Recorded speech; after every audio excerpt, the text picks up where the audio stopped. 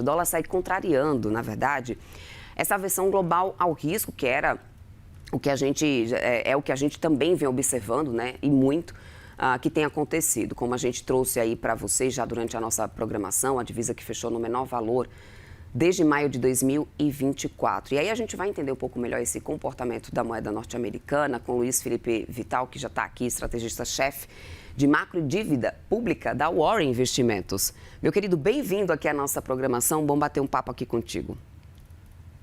Bom dia, Débora. É um prazer estar aqui com você hoje. Muito obrigado. Vamos lá. É até complexo da gente entender essa movimentação do câmbio, né? Por exemplo, aí em dia que a gente vê uma certa valorização do dólar a nível global, aqui no Brasil a gente ainda continua com o fluxo ajudando bastante, né? Esse câmbio na casa agora dos 5,15. Inclusive, essa semana a gente já teve até mudança de projeção para o câmbio. Eu acho que muito, né, desse efeito desse câmbio se valorizando. E aí, onde que mora o meu questionamento? É um real que tem se valorizado frente ao dólar ou é um dólar que tem se valorizado frente ao real? Ótimo, Débora. E a resposta rápida, direta, é que é uma combinação dos dois movimentos. Acho que essa é uma história que ela começa lá em 2024. 2024, na eleição do Trump, existiu uma expectativa grande que o mercado, de forma geral, errou em relação a ela, que o Trump trabalharia por um dólar forte, America Great, e isso jogaria um dólar forte frente a demais moedas em geral. E o que a gente acabou vendo foi o movimento contrário. As políticas do Trump, principalmente as políticas comerciais, acabaram por enfraquecer o dólar. Então a gente tem um movimento de dólar se fortalecendo em 2024, frente às principais moedas, e em 2025 um dólar mais fraco, bem mais fraco.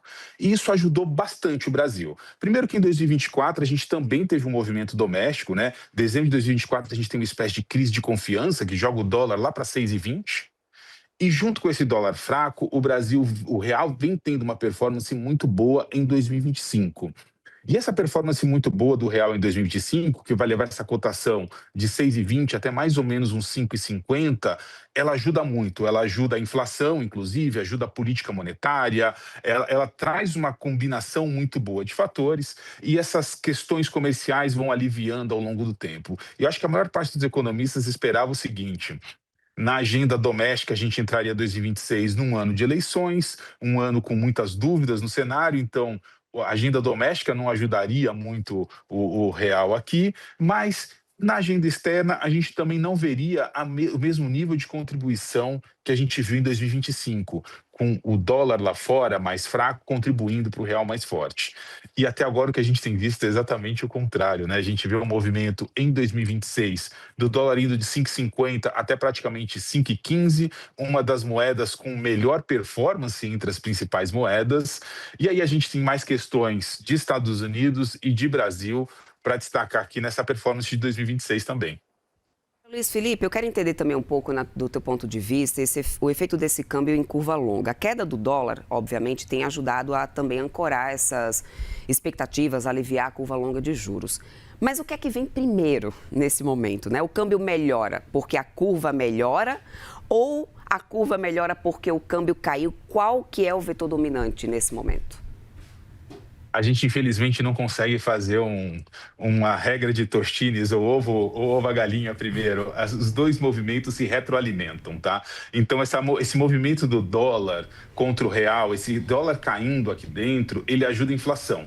Se ele ajuda a inflação, ele ajuda também o Banco Central a baixar os juros. E ao ajudar o Banco Central a baixar os juros, a gente vê os juros caindo aqui, mais chances dessa nossa curva de juros cair. E eu acho que a gente também fica com alguns movimentos que são importantíssimos para a gente. Quando o investidor estrangeiro olha para o Brasil, e investidor estrangeiro está desde o ano passado com uma cabeça de diversificação global, ele vê uma bolsa que ela é ainda barata, bastante descontada no jargão de bolsa, então um ponto de entrada positivo para a bolsa, isso explica o fluxo que a gente vem vendo em 2026. E na política monetária, a gente também tem um momento que é muito bom. Assim, uma análise fria diria, mas os juros vão cair, isso prejudica. Acho que é muito pelo contrário. A gente está iniciando um ciclo de corte de juros e o ciclo de cortes é onde os investidores, em geral, aplicam o dinheiro para rentabilizar todo esse movimento de queda. Então, na verdade, a gente não pode ver a foto, a gente tem que ver o filme. E no filme mostra que é um momento muito positivo para a entrada de recursos. Então, a gente desenha um cenário macro que, tanto do ponto de vista de bolsa, de moedas e de juros, eles favorecem a entrada. E eu acho que isso é o principal fator que está explicando essa performance muito boa do real esse ano, né? A gente vê o dólar caindo bastante. Luiz, a gente sempre vê, ou sempre. O mercado tende a olhar um pouco para esse dólar baixo como um fator desinflacionário, mas eu percebo que pouco tem sido discutido também sobre o efeito nas margens das exportadoras, né? Algo que, obviamente, também tem um peso bem significativo, principalmente para uma economia que tem o agronegócio ainda como um motor importante nessa engrenagem. Em que ponto esse câmbio começa a comprometer lucro e investimento no setor produtivo? Olha, quando a gente olha para fatores de balança comercial, a gente está vendo, muito pelo contrário, um cenário que é positivo para saldo comercial. E quando a gente olha para saldo comercial, a gente vinha com uma preocupação que ficou um pouco mais forte em 2025, que a gente fala de transações correntes. A gente estava com déficit, a gente estava perdendo divisas. A gente consegue compensar isso com investimento direto no país, mas o principal fator era a redução do saldo comercial. E por que a gente estava vendo isso? Porque a gente estava com uma força muito grande de importações, tá? As importações, elas ficaram mais baratas pelo movimento do câmbio e as importações também tiveram o efeito da China colocando mais recursos no Brasil, direcionando mais produtos para o mercado brasileiro. E acho que tem mais um fator adicional, que é a nossa demanda agregada, a economia aquecida, demandando importações. O que a gente começa a ver é que esse movimento se reverte. Ontem o Banco Central divulgou dados sobre isso, divulgou a nota do setor externo, que mostra uma redução desse déficit em conta corrente, ele mostra um resultado comercial que também já é melhor, com contribuição dos principais setores de exportação, uma contribuição positiva, mas com menos impulso de importações também. Então, acho que quando a gente olha do ponto de vista macro agregado, a gente tem um cenário onde o câmbio não está prejudicando, muito pelo contrário, a gente tem um cenário onde o câmbio está favorecendo contas externas mais equilibradas nesse momento. Só para poder a gente amarrar aqui o nosso papo, Luiz Felipe, o mercado começa já falando no novo patamar de dólar, né? Como eu disse logo aqui, inclusive no início do nosso papo, a gente já começa a ver também mudança de projeção no Boletim Focus. Historicamente, quando o consenso passa a acreditar em instabilidade cambial, isso costuma, obviamente, preceder algumas reversões, né? E projeções, revisão de projeções. Você já vê sinais disso agora nesse momento? Ou seja, já é o momento da gente discutir um novo patamar de câmbio para esse ano de 2026? Ah, sem dúvidas. Aqui na War Investimentos, por exemplo, a gente fez uma revisão.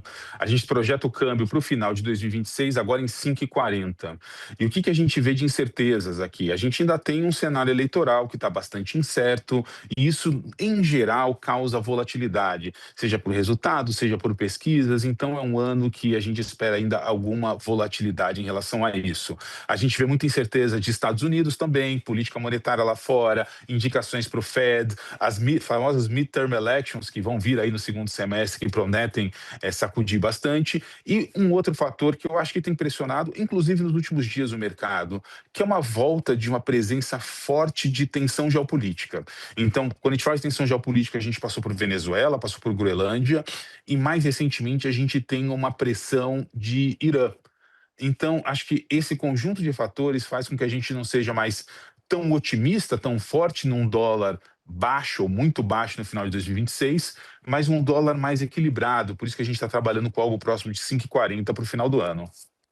Perfeito. Quero muito agradecer sua participação aqui conosco. Conversamos com o Luiz Felipe Vital, que é estrategista-chefe também lá da Warren. Meu querido, muito obrigada pela sua participação, seu tempo aqui conosco. Uma ótima quarta-feira para você. Também bom resto de semana. Até uma próxima. Muito obrigado, Débora. Foi um prazer. Até mais.